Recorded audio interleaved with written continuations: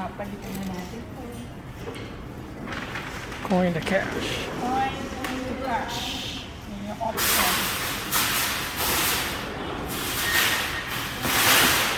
And then, accept. For your coins.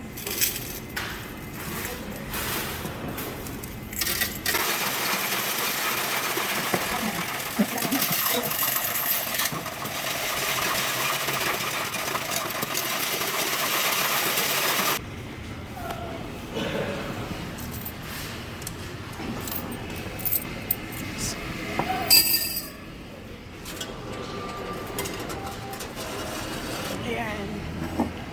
So, kukunin natin to. Ayan.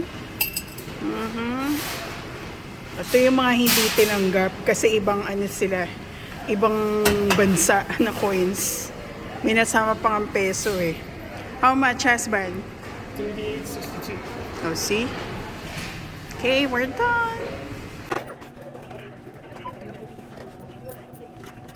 Thank you.